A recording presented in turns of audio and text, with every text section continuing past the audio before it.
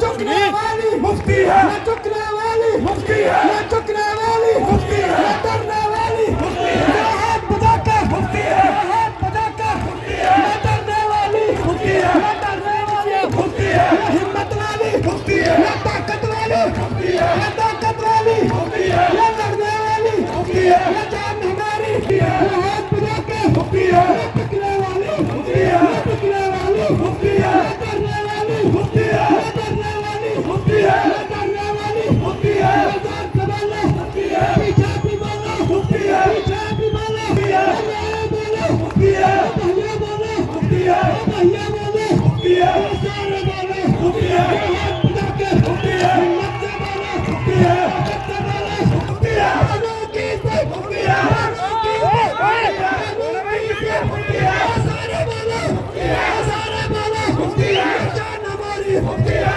जान हाथ बजा के मुफ्ती है, हाथ बजा के मुफ्ती है, हाथ बजा के मुफ्ती है, बोलो रहमत से बोलो दिन का काला फैसला नामंजूर नामंजूर, काले दिन का काला फैसला नामंजूर नामंजूर। जो हालात आज जम्मू के अंदर बने हैं, पूछने वाला कोई नहीं है, वो सिर्फ आपकी तरफ देखते हैं कि जब आप कुछ बोलते हैं तो जब दूसरे दिन कोई शुरू का बना देते हैं। जम्मू के लोग बाजी आपके साथ हैं, चाहे बीजेपी वाले जो मर्जी करामे हैं। मैं यही आज मेरे जोगी साहब कह रहे हैं कि मैं बस यही कहूंगा बाजी, ये लोगों की नजर आपकी तरफ से है। उल्टे जेड़े लगे ने उन्हें भी कटा देना। अज बिजली डिपार्टमेंट की गल करो कि बिजली डिपार्टमेंट की सरकार जी है वो इंडायरेक्टली बीजेपी की बीजेपी के कार्यकर्ता वो आखिर मौके हल करो भाई। तो 2002 का दौर भी देखा होना हर वो मुफ्ती साहब की देन भी साथी है, मुफ्ती साहब की 2014 को ली है जिन्होंने यहाँ हमारे जितनी भी टीम है, रशीद मलिक साहब को लेके जितने भी टीम है, हमारे स्टेट सेक्रेटरीज, हमारे डिस्ट्रिक्ट प्रेसिडेंट, हमारे लोग, हमारे जोन प्रेसिडेंट, सबने बहुत मेहनत की। मैंने थोड़ी इनको डांट लगाई थी, आज उन्होंने बहुत मेहनत की रल मिलके। मैं इनकी बहुत शुक्रगुजार हूँ और आपकी भी बहुत शुक्रगुजार हूँ, आप यहाँ आए हैं। मगर मुझे लगता है इनको पीडीपी से खतरा लगता है, कोविड से नहीं लगता है। आज मैं खासकर जम्मू के लोगों से बात करना चाहती हूँ। जम्मू के लोग, रोज मैं कश्मीर में तो रोज बात करती हूँ, आज मैं जम्मू के लोगों से बात करना चाहती हूँ। उनको बताना चाहती हूँ 2014 में पूरे मुल्क ने तब्दीली के लिए बीजेपी को वोट डाला। जम्मू कश्मीर के लोगों ने भी, खासकर जम्मू के लोगों ने भी बीजेपी को तब्दीली के लिए वोट डाला, क्योंकि उस वक्त बीजेपी कहती थी सबका विकास, सबका विश्वास, सबका साथ। इसलिए सबने सोचा कि हम एक तब्दीली लाएंगे, वोट डालेंगे बीजेपी को। मगर हमारी बदकिस्मती ये हुई कि जब बीजेपी की सरकार बनी, जैसा महबूब बेग साहब ने कहा, इन्होंने जो हमारा संविधान है, हमारी कॉन्स्टिट्यूशन है, उसको सामने से हटा के जो बीजेपी का एजेंडा है, हिंदू मुसलमान को लड़ाना, मंदिर और मस्जिद को लड़ाना, सिख और क्रिश्चियन को लड़ाना, इन्होंने वो एजेंडा सामने रखा, उस पे काम किया। हमें बताया गया था कि हर एक के अकाउंट में 15 लाख रुपए आएगा, 2.5 करोड़ नौकरियां मिलेंगी हर साल, और दूध की गंगा बहेगी। दूध देश में जो तब्दीली के लिए वोट दिया था, वो अच्छी तब्दीली हमने नहीं देखी। जब कोई जवान, चाहे वो हिंदू हो, मुसलमान हो, सिख हो, चाहे जेएनयू में पढ़ता हो, चाहे दिल्ली यूनिवर्सिटी में पढ़ता हो, चाहे किसी भी यूनिवर्सिटी में पढ़ता हो, जब वो इनसे सवाल करता है कि आपने मेरे संविधान का की बेइज्जती क्यों करते हो, तो उसको देशद्रोही कहते हैं, उसको टुकड़े टुकड़े गैंग कहते हैं, उसको कहते हैं ये हिंदुस्तान के खिलाफ बात करता है। और यहाँ जम्मू में भी आपने इसको वोट दिया और मुफ्ती साहब ने फैसला किया कि चूंकि जम्मू के हिंदुओं ने, अक्सरियत ने बीजेपी को वोट दिया है, इसलिए हम बीजेपी को अलग नहीं कर सकते। हमें जम्मू के वोट की इज्जत करके बीजेपी के साथ सरकार बना के अटल बिहारी वाजपेयी के प्रोग्राम को, पॉलिटिकल प्रोसेस को आगे चलाएंगे। जिस पॉलिटिकल प्रोसेस की वजह से हमारे बॉर्डर्स पे गोली बंद हो गई थी, जिसकी वजह से हमारे रास्ते खुले थे, जिसकी वजह से बातचीत हुई थी, जिसकी वजह से मिलिटेंसी कम हुई थी, जिसकी वजह से हिंदुस्तान और पाकिस्तान नजदीक आ गए थे, जिसकी वजह से जम्मू कश्मीर जो जंग का अखाड़ा बन गया था वो हिंदुस्तान और पाकिस्तान के बीच में पुल बन रहा था। चाहे वो रावलाकोट रोड खुल गया, चाहे मुजफ्फराबाद, ये सोच के मुफ्ती साहब ने हाथ मिलाया। क्या फर्क है उस जनरल में? उसने भी तो यही जहर बोया उधर जो जहर आज ये बोते हैं। अभी आपने देखा पाकिस्तान के अंदर एक श्रीलंकन को लिंच किया गया, मार मार के उसको जला दिया गया। हमारे यहाँ तो ये भी रोज होता है। अब आप भी बताइए फर्क क्या रहा ज़ियाउल हक के राज में और आज जो इस वक्त हमारे मुल्क में हो रहा है? आप सोचिए इस बात को। कम से कम वहां जब लिंचिंग हुई तो वहां के वजीर आजम ने उसको क्रिटिसाइज किया, कहा आज पाकिस्तान का सर शर्म से झुक गया। मगर जब हमारे यहाँ लिंचिंग होती है, माइनॉरिटीज को मारा जाता है, दलितों को मारा जाता है, तो उनको हार पहनाए जाते हैं, लिंचिंग करने वालों को हार पहनाए जाते हैं। क्या यही है? क्या यही हमारा मुल्क गंगा जमुना तहजीब का मुल्क है? यहाँ शेर और बकरी एक ही गांठ पानी पीते हैं। यहाँ पर गोड से की सियासत नहीं चलेगी। आज ये जो इस मुल्क की आबादी का 25% है, उनको नाम से नहीं बुलाते हैं, मुसलमान नाम से नहीं बुलाते हैं, उनको बाबर की औलाद बुलाते हैं, औरंगजेब के रिश्तेदार बुलाते हैं, उनको दीमक बुलाते हैं, उनको कैंसर बुलाते हैं। मुझे ये बताइए, जब आप 20-25 अपने घर में 100 लोगों में से 20-25 लोगों को इतनी नफरत से देखेगी तो क्या वो देश आगे बढ़ेगा?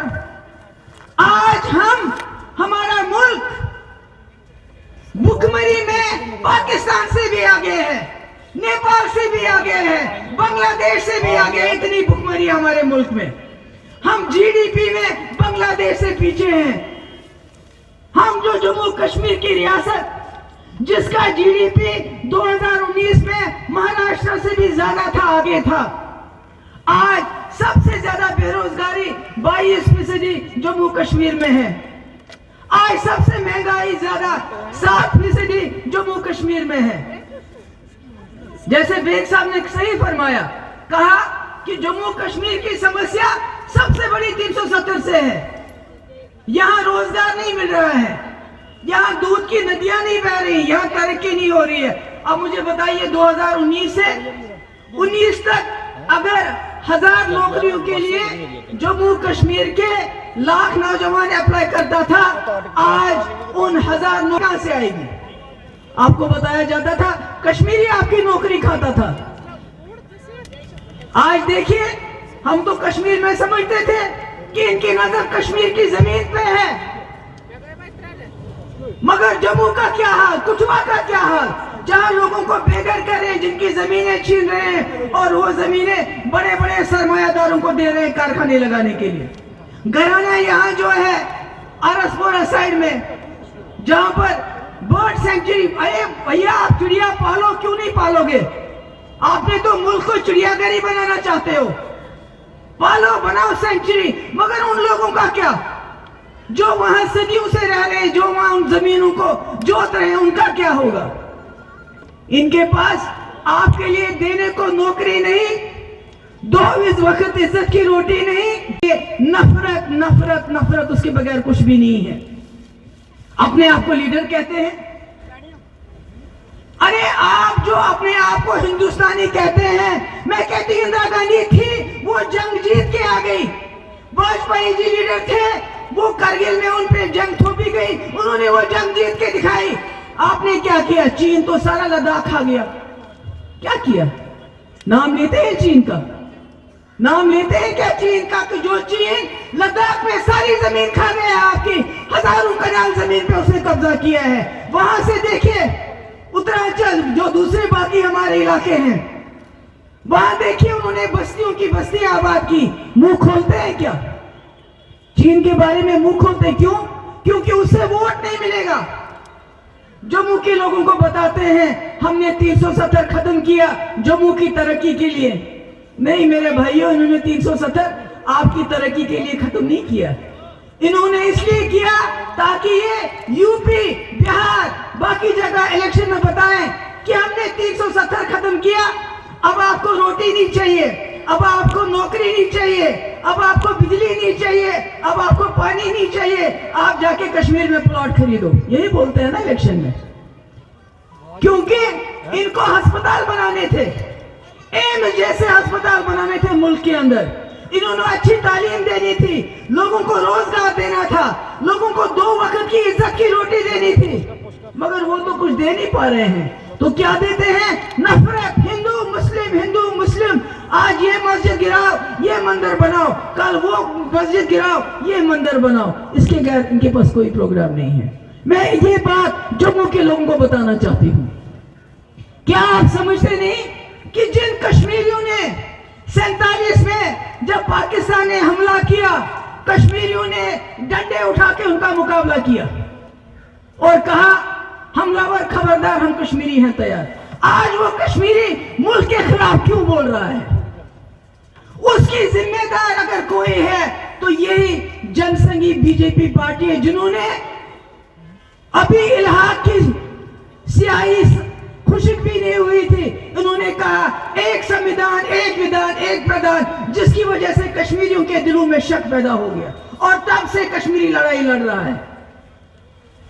अगर आप मुझे बताएंगे कि जम्मू कश्मीर की समस्या कहां से शुरू हुई, तो मैं कहूंगी एक संविधान, एक विधान, एक प्रधान का जब नारा दिया बीजेपी वालों ने, जम्मू कश्मीर के लोगों ने, जिन्होंने जिन्ना का 2 नेशन थ्योरी को अलग करके इस मुल्क के साथ हाथ मिलाया था शर्तों पे कि आप हमारी साथ, कश्मीर का सिख अलग है, वो पंजाब के सिख के साथ उसकी जबान जरूर मिलती है, मगर यहाँ के डोगरा, यहाँ का सरदार, यहाँ का कश्मीरी, यहाँ का राजपूत, यहाँ का गुजर, यहाँ का पहाड़ी, ये अलग है।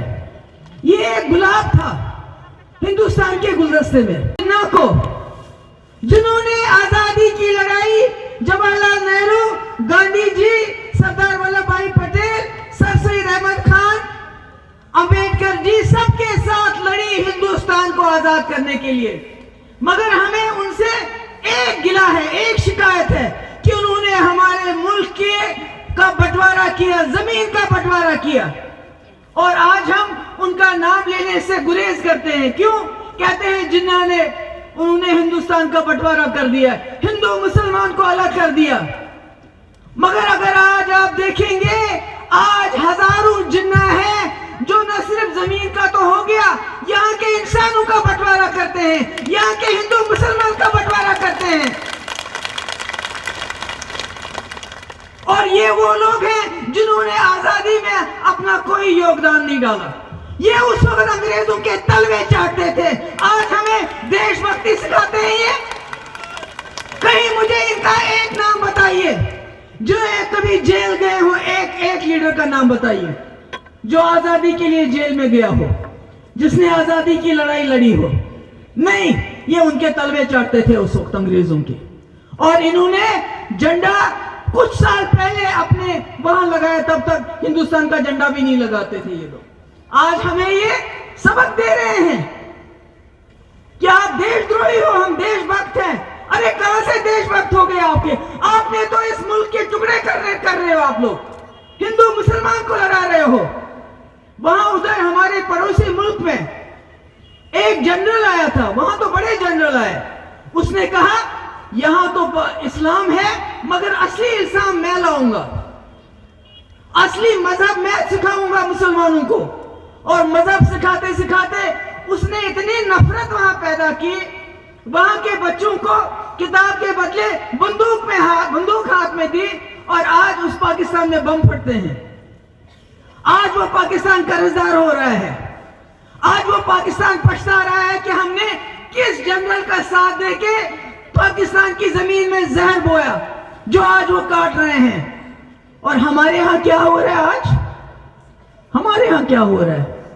हमारी डेमोक्रेसी, हमारी जमहूरियत खत्म, हमारे कॉन्स्टिट्यूशन की किताब को खत्म, और जम्मू कश्मीर को एक लेबोरेटरी बनाया गया है। जम्मू कश्मीर में टेस्टिंग होती है। पहले जम्मू कश्मीर में देखा जाता है कि यहां क्या होगा, फिर वहां हो जाएगा। आप देखिए एक मिसाल, अभी कुछ दिन पहले यहां के मुलाजिमों ने हड़ताल की बिजली को लेके। पहले तो जो जवाहरलाल नेहरू ने बनाया था, जो गांधी ने बनाया था, जो सरदार वल्लभ भाई पटेल ने बनाया था, बाबा साहब अम्बेडकर ने बनाया था, वो सारा प्राइवेटाइज कर रहे हैं, सब बेच रहे हैं। सड़कें बेच रहे हैं, हवाई जहाज बेच रहे हैं, रेलवे बेच रहे हैं, और हम जम्मू कश्मीर के लोगों की बिजली को भी प्राइवेटाइज कर रहे हैं। यानी कल को अगर प्राइवेट पार्टी आती है, वो आपको बोलती है 10 के बजाय आपको 50 रुपए मुझे देना, आपने देना, आप क्या करोगे? जब उन्होंने हड़ताल की, बजाय इसके कि उनके साथ बातचीत करते, आर्मी को बुलाया। ये हर चीज जो है आर्मी के कंधे पे बंदूक रख के करना चाहते हैं। और भी इलाकों में मैं तो कहती हूँ कि जब इंशाल्लाह सरकार बनेगी, ये जो तमाम कॉलोनीज है इनको रेगुलराइज किया जाना चाहिए, ताकि आने वाले वक्त में इनके हाथ में ये डंडा कभी ना आए, जिसकी वजह से हमारे लोगों को परेशान करते हैं। ये बांटना चाहते हैं आप लोगों को।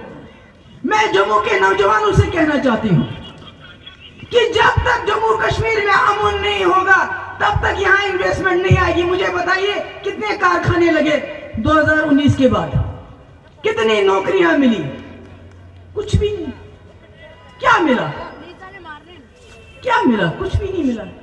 मैंने कहा भुखमरी में हम नेपाल और बांग्लादेश और पाकिस्तान से भी पीछे, वो पाकिस्तान जो कर्जे में जी रहा है इस वक्त।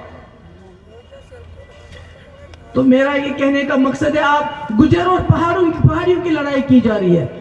हमने कल पीएचडी में भी कहा कि हम उनको अपील करते हैं, आप दोनों कौमें इकट्ठे बैठ के आपस में मिलजुल के फैसला करो, इनके झगड़े में मत आओ।